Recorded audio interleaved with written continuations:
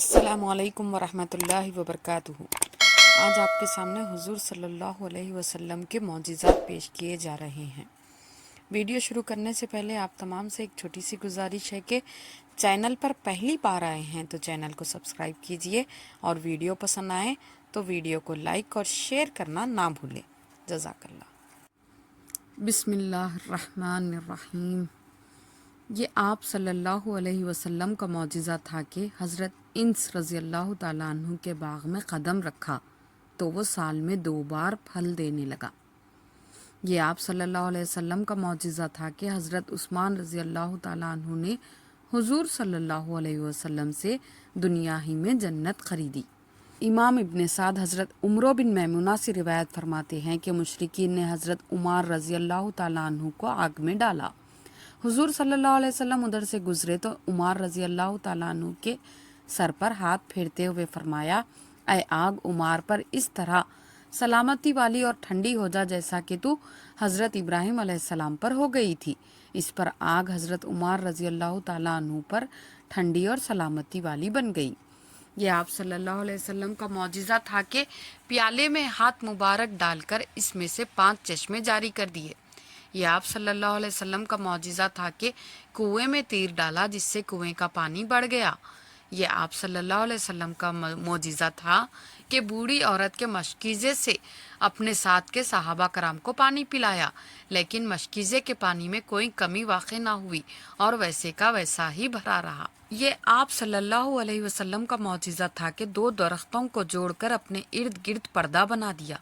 یہ آپ صلی اللہ علیہ وسلم کا معجزہ تھا کہ ایک سرکش گھوڑے پر اپنا قدم مبارک رکھا تو وہ مطیع ہو گیا۔ یہ آپ صلی اللہ علیہ وسلم کا معجزہ تھا کہ درخت نے جھک کر نبی کریم پر سایہ کیا۔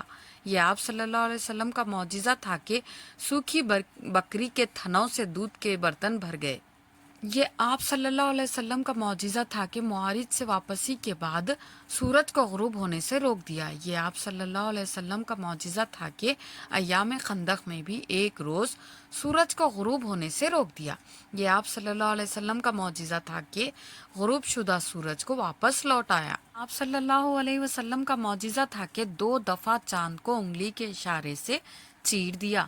یہ آپ صلی اللہ علیہ وسلم کا معجزہ تھا کہ حضرت ابو ہریرہ رضی اللہ تعالیٰ عنہ کو چادر میں قوت حافظہ عطا فرمائے۔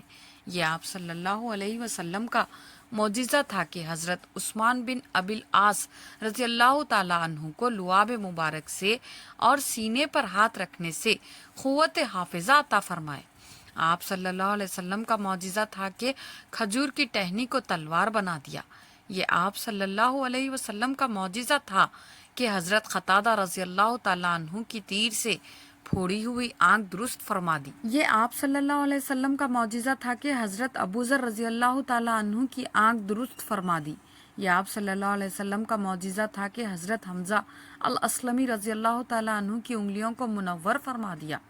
حضرت ابن عمر رضی اللہ تعالیٰ عنہ سے روایت ہے، حضور نے ایک دن خطبہ دیا، ایک شخص حضور کے پیچھے شکل بگاڑ کر آپ کی نقل مارنے لگا تو آپ نے فرمایا، تو ایسا ہی ہو جا۔ تو وہ بے ہوش ہو کر گر پڑا، اسے اٹھا کر لے گئے، 2 ماہ تک بے ہوش رہا۔ پھر جب ہوش آیا تو اس کا منہ اس طرح بگڑا ہوا تھا جیسا کہ اس نے نقل کرتے وقت بنا رکھا تھا۔ حضور نے فرمایا، ایک اعرابی سے یعنی تو زید ہو جا، اور وہ زید ہو گیا، حالانکہ وہ زید نہیں تھا۔ حدیث شریف میں آیا ہے، حضور نے دور سے ایک سوار کو دیکھا تو فرمایا، تو ابوذر رضی اللہ تعالیٰ عنہ ہو جا، تو وہ ابوذر ہو گیا، حالانکہ وہ ابوذر نہ تھا۔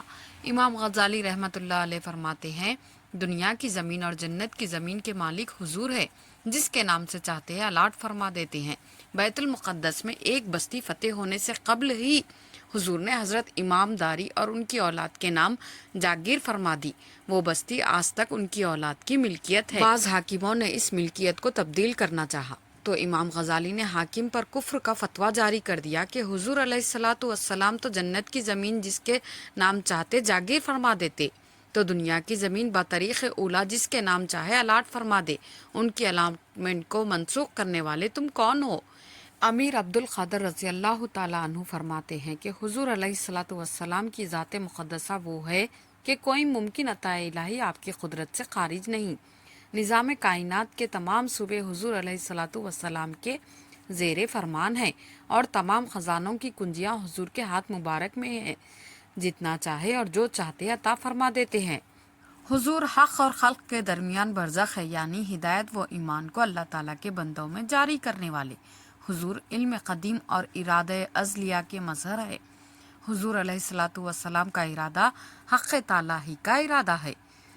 ویڈیو پسند آئے تو ویڈیو کو لائک اور شیئر کرنا نہ بھولیں اور کمنٹ کیجیے جس سے کہ ہماری ہمت افزائی ہو۔ جزاک اللہ۔